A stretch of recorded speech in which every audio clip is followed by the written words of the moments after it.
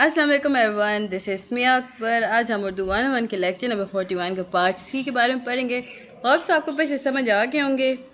Kindly मेरे channel को like और सब्सक्राइब जरूर कर दीजिएगा। तो चलिए जी शुरू करते हैं।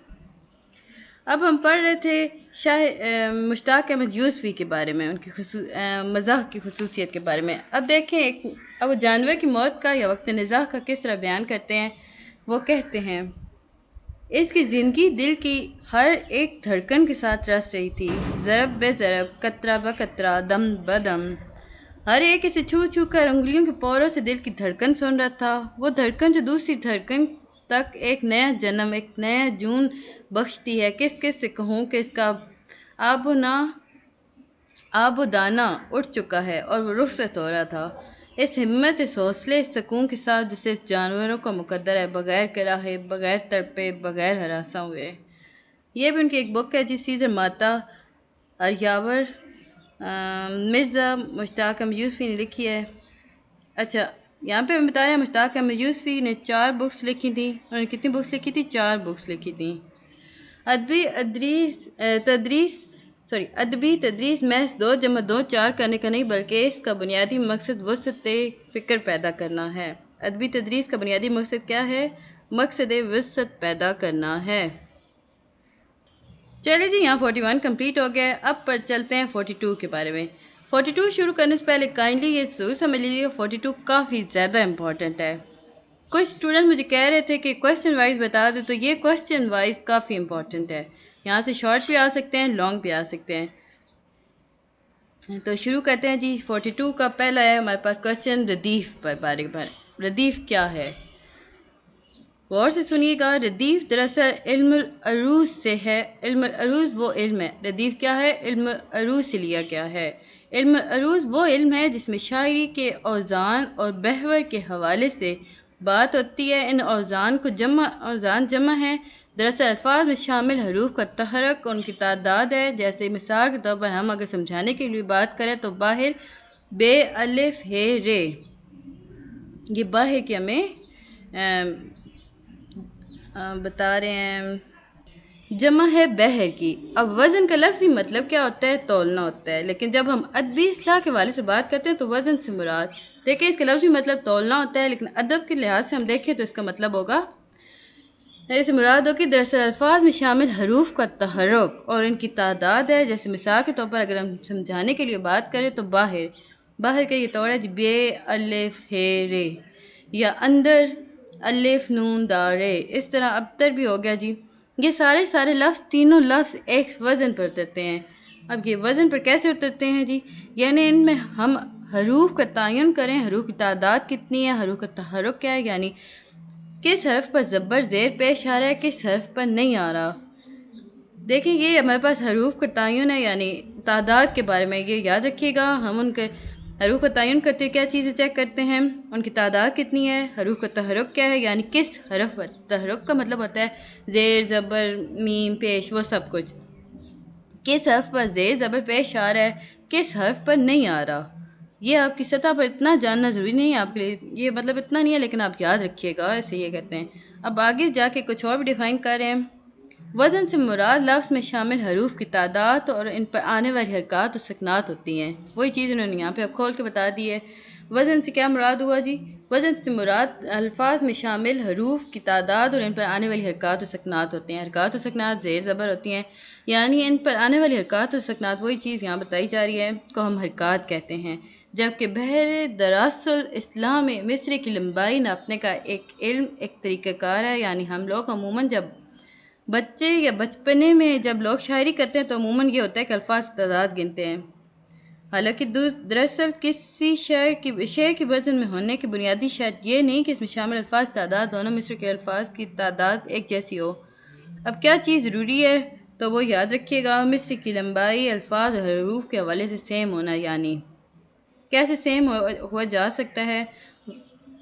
वो शेर वज़न में हो, सेम हरूफ की तादाद हो, हरूफ की तादाद में फ़र्क काबिल कबूल वज़न में नहीं हो सकता। याद रखें, हरूफ की तादाद में फ़र्क काबिल कबूल हो सकता है, लेकिन जहाँ वज़न की बात आएगी तो वहाँ पर वो काबिल कबूल नहीं होगा।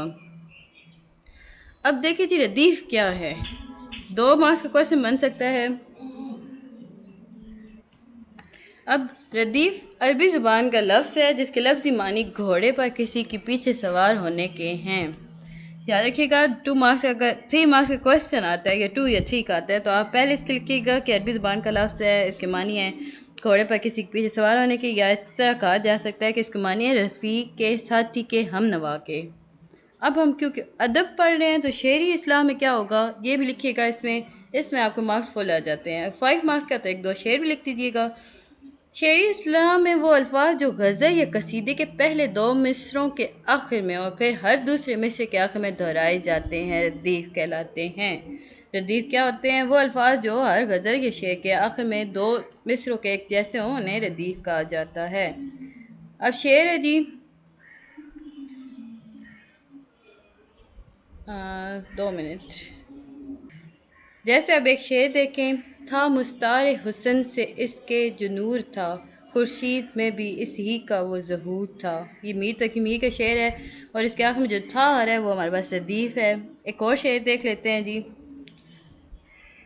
رگوں میں دوڑتے پھرنے کے ہم نہیں قائل، جو آنکھ ہی سے نہ ٹپکا تو پھر لہو کیا ہے، چپک رہا ہے بدن پر لہو سے پیرہن، ہماری جیب کو اب حاجت رفو کیا ہے۔